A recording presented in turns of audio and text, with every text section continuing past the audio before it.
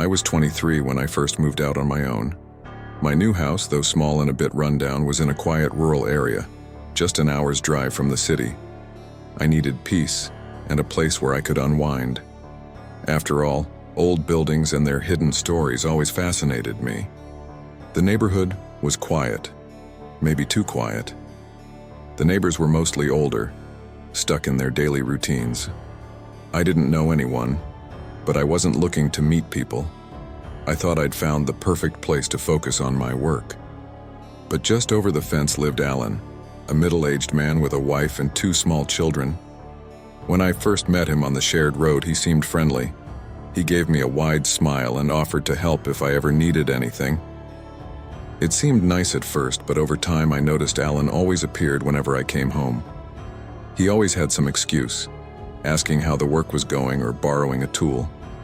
It started to make me uneasy. One day, after coming home from work, I found him standing in my yard. This time, he didn't have an excuse. He was just standing there, smiling, with his hands in his pockets. "Hey," he began, "my wife made something special. Maybe you could come over for dinner." His smile seemed unnaturally wide, and his gaze cold, like he was hiding something. "Thanks, but I can't tonight," I replied, trying to sound normal. "I've got a lot of work to do around the house." He squinted like he was trying to figure out if I was lying. After a moment, he nodded, but didn't move.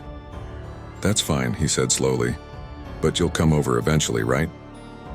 Those words sounded more like an order than a question. For the next few days, I avoided going outside. Alan had disappeared from view, but I still felt like he was somewhere nearby. Every time I stepped into the yard, it felt like he was watching my every move. One evening, while I was finishing painting the walls in the bedroom, I heard a knock at the back door. My heart stopped. I wasn't expecting anyone. I quietly pulled back the curtain just a little and saw Alan. He was holding a jar of preserves and trying to open the door as if it were the most normal thing in the world. I stepped away from the window, trying not to panic. It was clear that his interest in me was becoming more disturbing. The doorbell rang again, and his voice cut through the quiet. "I know you're in there, open up." Taking a deep breath, I cracked the door open just enough to speak. "Alan, I really can't right now," I began, but he shoved the jar into my hands. "Try it, you might change your mind." He turned and left before I could say anything. Standing there with the jar in my hands, I had a sinking feeling that this wasn't over. Days passed.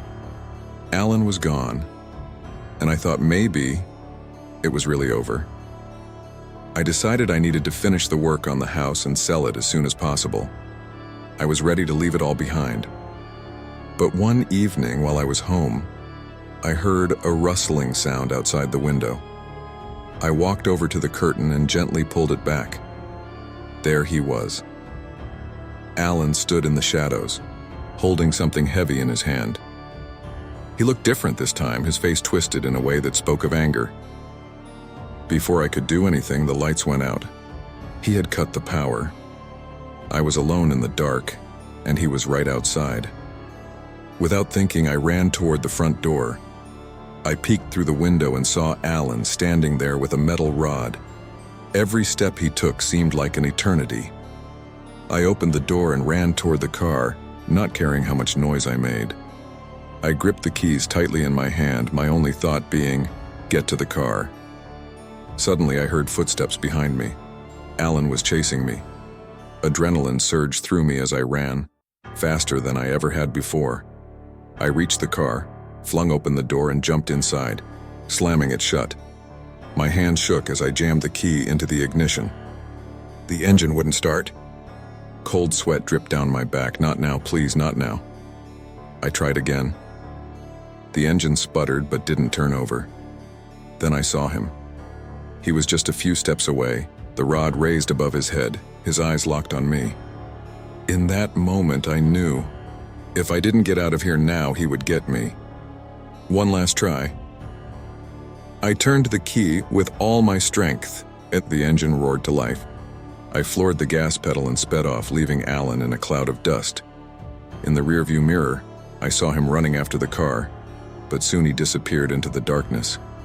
I drove, not caring how fast I was going. I tried to calm my breathing, but every mile felt too slow, too close. One thought echoed in my mind. I have to get away from this place. That house is a trap. A few days later, sitting safely at a friend's place in the city, I started to feel like I could finally breathe again. The police promised they'd look into the case more thoroughly this time. Alan had disappeared again, but this time I was certain he wouldn't be returning to his home. The case went to court, and I had to give my statement. What scared me most was that no one could tell me what really drove Alan to act the way he did. The police interviewed his neighbors and acquaintances, but no one saw him as the person he had become. To them, he was just a quiet man who liked to chat, but I knew it was all a mask. I realized I would never go back to that house. Every time I thought about that place, I remembered Alan's gaze. Empty, terrifying, filled with a kind of rage I still couldn't understand. I knew I'd never find out what truly motivated him. The house went up for sale, and I decided to start fresh somewhere far away. But the fear that one day Alan would reappear never really left me. Sometimes, in the still of the night, I think I can hear those same footsteps on the wooden porch,